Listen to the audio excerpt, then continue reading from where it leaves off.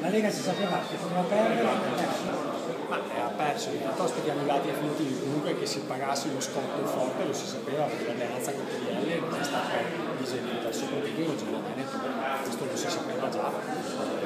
L'importante è secondo me la sfida di domani, cioè vincere in Lombardia per creare quel nostro progetto che è il progetto della metro.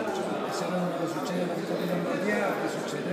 Che succede? Vedremo cosa succederà, però io credo che comunque il problema della questione settentrionale rimane un problema sul tappeto e non credo che nessun'altra forza politica abbia posto come noi l'attenzione sul problema del trattenimento delle risorse nel nostro territorio. Quindi la questione settentrionale, vinca o perda la Lega, rimane sul tappeto politico italiano. Veneto al centrodestra, con la Lega però molto più debole. Sì, più debole perché sicuramente perdiamo un consenso, però io credo che ci sia tutto il tempo per riprenderci se lo vogliamo.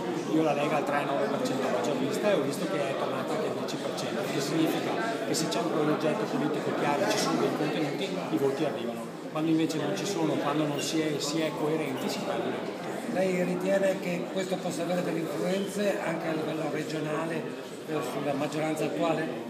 No, questo assolutamente no, anche se so che ci sarà qualcuno che cercherà di chiedere un qualcosa in più date l'esito delle elezioni, ma secondo me è assurdo perché qui è una regione che sta governando bene, tant'è vero che il Veneto ha tenuto, il centrodestra ha tenuto il Veneto, significa che la buona amministrazione del Veneto c'è e quindi significa che non bisogna mettere mano a giunta o a altre situazioni di questo tipo. E alle elezioni comunali prossime a Treviso e Vicenza? Ma siccome il centrodestra in Veneto ha vinto, questo significa che se il centrodestra è compatto anche a livello di amministrazioni locali si può continuare a vincere, soprattutto dove abbiamo gli uomini validi che vincono. E con il Movimento 5 Stelle che confronto avreste?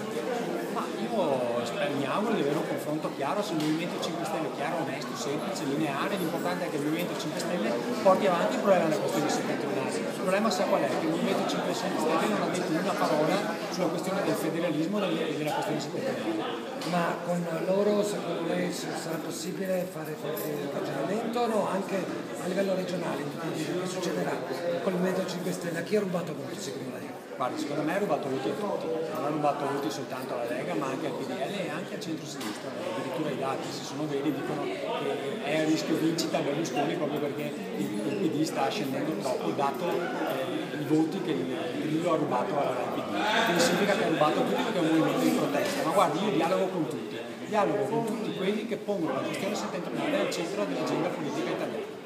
Ti ringrazio, ciao Federico.